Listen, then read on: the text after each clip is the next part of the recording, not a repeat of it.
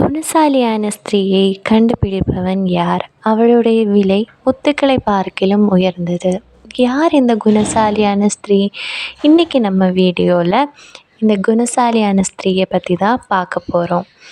நம்ம first priority எப்போவுமே நம்ம காடுக்கு தான் கொடுக்கும். செகண்ட் கண்டிப்பாக நம்ம ஃபேமிலிக்கு தான் நம்ம செகண்ட் ப்ரையாரிட்டி கொடுக்கணும். அதுக்கப்புறம் தான் நம்ம பர்சனல் லைஃப்பில் நம்ம எது பண்ணுறதா இருந்தாலும், ஒர்க்காக இருக்கட்டும், ஈவன் படிக்கிறதா இருக்கட்டும், எதுவாக இருந்தாலும் அதுக்கப்புறம் தான் அதுக்கான இம்பார்ட்டன்ஸ் கொடுக்கணும். அதே மாதிரி தான் மென்ஸும். ஃபர்ஸ்ட் காட், செகண்ட் ஃபேமிலி, அதுக்கப்புறம் தான் உங்கள் ஒர்க் லைஃப். ஸோ குணசாலியான ஸ்திரீயை பற்றி ப்ரோவர்ப்ஸ் 31 வெர்சஸ் 10 தொட்டு 31 வரை நிறைய காரியங்கள் அதில் நிறைய விஷயங்கள் சொல்லியிருக்கு. ஸோ நம்மளோட டே எப்படி ஸ்டார்ட் பண்ணணும்? ஒரு ப்ரேயரோட நம்ம வீடு எப்போவுமே நிறைஞ்சிருக்கணும். ஏன்னா நிறையா ஈவிலான விஷயங்கள் நம்ம வீடை நெருங்க சான்சஸ் இருக்குது. ஸோ நம்மளோட ப்ரேயர் தான் நம்ம வீடையும் நம்ம ஃபேமிலி மெம்பர்ஸையும் ப்ரொடெக்ட் பண்ணும். ஸோ ஒரு உமனாக நம்மளோட டேயை ஒரு ஸ்ட்ராங்கான ப்ரேயரோட ஆரம்பிக்கிறது ரொம்ப ரொம்ப இம்பார்ட்டண்ட். பிகாஸ் நம்மளோட ஃபேமிலியை அது ரொம்ப ப்ரொடெக்ட் பண்ணும். நம்ம ஃபேமிலியை ப்ரொடெக்ட் பண்ணி வைக்கிறதுக்கு நம்மளோட ப்ரேயர் ரொம்ப ரொம்ப ஒரு இம்பார்ட்டண்டான ஒரு விஷயமாக நான் பார்க்குறேன். ஸோ கண்டிப்பாக ப்ரேயரோட ஸ்டார்ட் பண்ணணும். பைபிள் ரீடிங் நம்மளோட லைஃப்பில் ரொம்ப ரொம்ப இம்பார்ட்டண்டான ஒரு விஷயம். ஏன்னா பைபிளில் நிறைய விஷயங்கள் அதில் டெப்த்தாக நிறைய விஷயங்கள் நம்ம லைஃபுக்கு தேவையான நிறைய காரியங்கள் பைபிளில் இருக்குது. ஸோ பைபிள் ரீட் பண்ணும்போது நம்மளோட பாத்துக்கு ஏதோ ஒரு வெளிச்சம் கிடைச்ச மாதிரியான ஒரு ஃபீல். நம்ம நேர் வழியில் நடக்கிறதுக்கு அது நமக்கு ரொம்ப ரொம்ப ரொம்ப ஹெல்ப்ஃபுல்லாக இருக்கும்.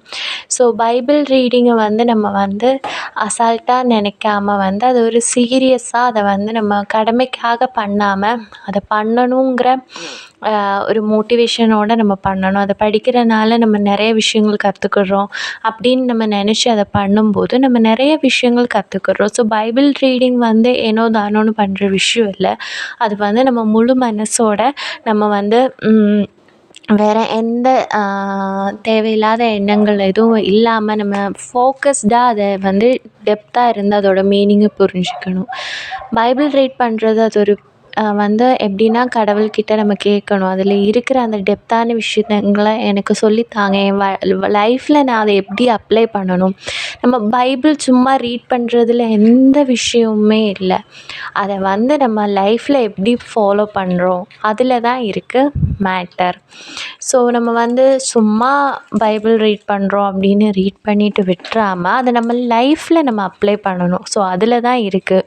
ஸோ ஒரு உமனாக நம்ம லைஃப்பில் நம்ம வீடு நமக்கு எல்லாருக்கும் ரொம்ப ரொம்ப இம்பார்ட்டன்ட். ஃபேமிலியோடு நம்ம ரொம்ப கனெக்டாக இருப்போம். ஸோ நம்ம ஃபேமிலிக்காக நம்ம கொஞ்சம் நேரம் நம்ம ஒதுக்கி நம்ம ஃபேமிலியில் இருக்க ஒவ்வொருத்தவங்களுக்காக நம்ம ப்ரேயர் பண்ணுறது ரொம்ப ரொம்ப இம்பார்ட்டண்டான ஒரு விஷயம். ஸோ அதே மாதிரி நம்ம எப்போவுமே வீடு வேலைகளை செய்கிறதுலையா இருக்கட்டும், முறுமுறுப்பு இல்லாமல் வேலை பார்க்கணும் அப்படின்னு தான் கடவுள் சொல்லியிருக்காங்க.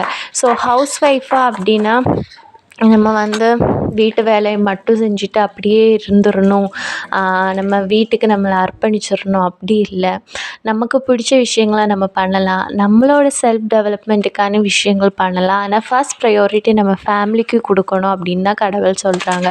உங்களையே வெறுத்து நீங்கள் அர்ப்பணித்து ஒரு வேலையை செய்யணும்னு எங்கேயுமே சொல்லலை. உங்களுக்கான ப்ரையாரிட்டியை நீங்கள் கொடுங்க. அதே மாதிரி ஃபேமிலிக்கான ப்ரையாரிட்டியும் நம்ம கொடுக்கணும். ஃபேமிலி ஃபஸ்ட்டாக வைக்கணும். ஃபேமிலிக்கு நம்ம செய்ய வேண்டிய கடமைகளை நம்ம கண்டிப்பாக செஞ்சுருக்கணும். ஸோ அதுதான் இந்த ப்ரோவர்ப்ஸ் 31 விமன் நமக்கு சொல்லி கொடுக்குறது. அவள் தன் கையினால் வெளியில் போய் வேலையும் செய்கிறா, தன்னோட வீட்டு காரியங்களையும் பார்க்குறா. ஒரு மல்டி டாஸ்கிங் உமன்னு சொல்லலாம். நம்ம இன்றைக்கி பலரும் அப்படி தான் இருக்கோம். மல்டி டாஸ்கிங்கான உமன்ஸாக தான் இருக்கிறோம். இப்போ ஒர்க்கிங் உமனாக இருக்கும்போது அது கொஞ்சம் ஸ்ட்ரெஸ்டாக இருக்கும். வெளியில் போயிட்டு வேலை பார்த்துட்டு வீட்டுக்குள்ளே வேலை பார்க்குற அதில் நம்ம பார்ட்னரோட கம்பைனாக இருந்து நம்ம வேலை பார்க்குறதுல எந்த தப்புமே இல்லை. ஒரு சப்போர்ட்டிவ் பார்ட்னர் நமக்கு இருந்தாங்கன்னா நம்ம ஷேர் பண்ணி வேலை பார்க்குறதுல எந்த தப்புமே இல்லை. ஹவுஸ் ஒய்ஃபாக இருக்கிற நம்ம செய்ய வேண்டிய கடமைகளை நம்ம கண்டிப்பாக செய்தே தான் ஆகணும். ஸோ அதுதான் நம்மளோட இந்த ப்ரோவர்ப் 31 விமன் நமக்கு சொல்லிக் கொடுக்குற ஒரு பெரிய பெரிய விஷயம். அவளோட விலை முத்துக்களை பார்க்கிலும் உயர்ந்தது. முத்துக்களை விட உயர்ந்த விலை கடவுள் அந்த குணசாலியான ஸ்திரீக்கு கொடுக்குறாரு. ஸோ அப்படிப்பட்ட ஒரு ஸ்திரீயாக நம்ம மாறணும்.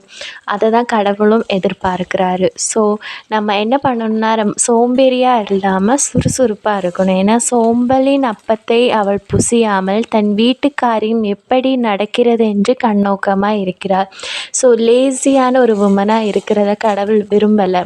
சோம்பேறித்தனத்தை அவர் அப்ரோச் பண்ணலை. ஸோ நம்ம எப்போவுமே ரொம்ப ஆக்டிவான ஒரு உமனாக இருக்கணும். நம்ம வீட்டு காரியங்கள் எப்படி நடக்குது அதில் நம்மளோட ஃபோக்கஸ்டு இருக்கணும். ஒரு மெச்சூர்டான ஒரு உமனாக நம்ம நடந்துக்கணும். ஸோ நம்மளோட வேலைகளை பார்க்கணும்.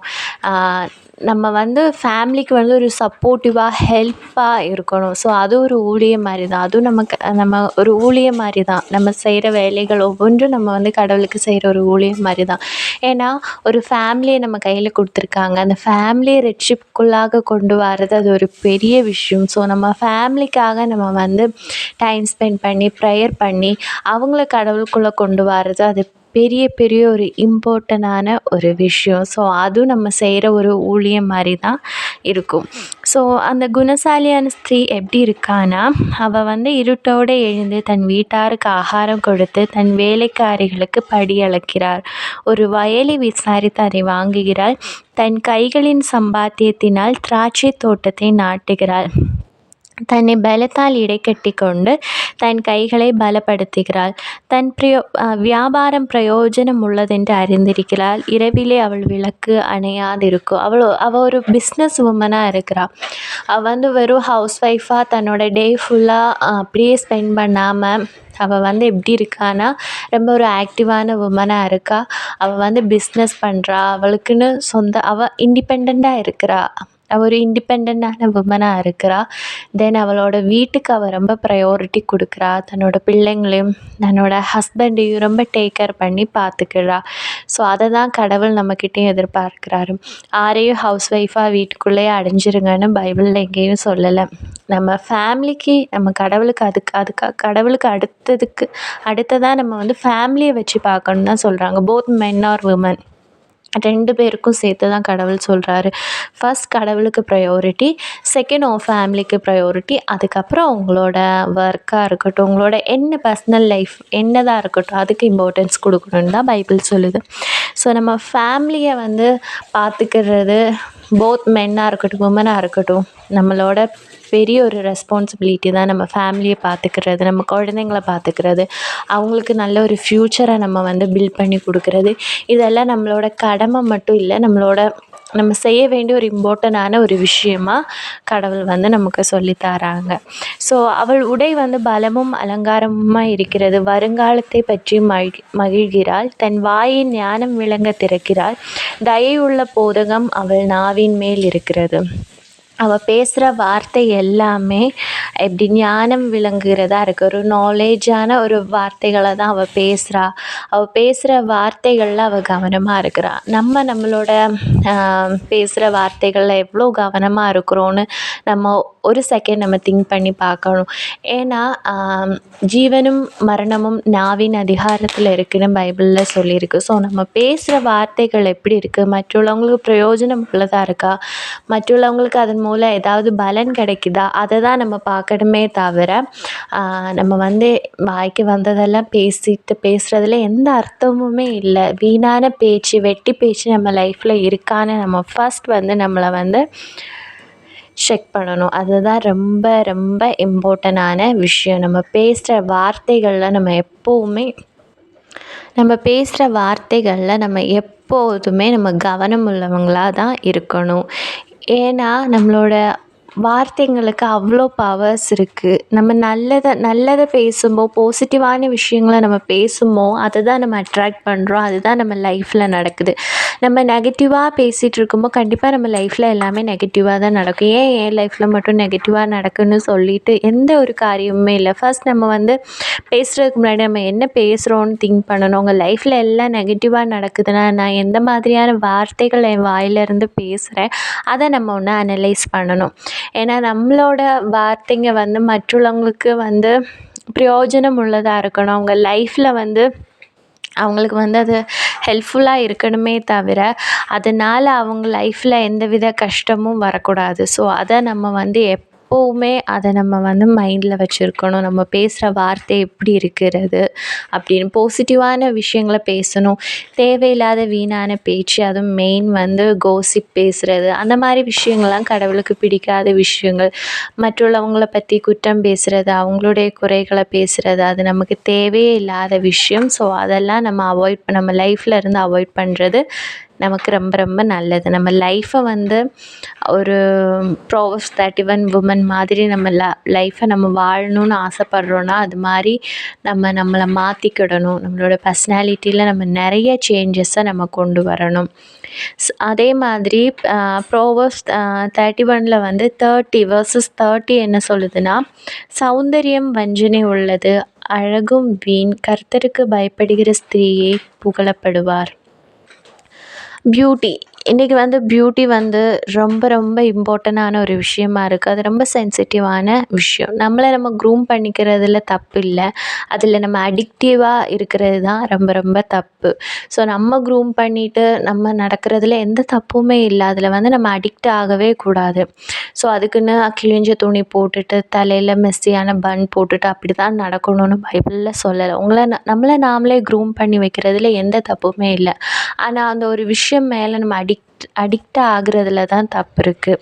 நம்ம எல்லாத்துலேயுமே ரொம்ப அடிக்டிவாக இருக்கும்போது அது ஒரு பாவம் மாதிரி தான். எதுக்குமே அடிமைப்படக்கூடாதுன்னு தான் சொல்லியிருக்கு பைபிளில். ஸோ அதனால் எதுலேயுமே அடிக்ட் ஆகாமல் நம்ம லைஃப்பை வந்து எதுலேயுமே அடிக்டிவாக நம்ம கொண்டு போகாமல் இருக்க பார்த்துக்கணும். நம்மளை நாமளே க்ரூம் பண்ணிக்கிறதுல, நம்மளை நாமளே நல்லா வச்சுக்கிறதுல எந்த தப்புமே இல்லை. ஆனால் அதுவே மெயினாக நம்ம கொண்டு போகிறது தான் தப்பு.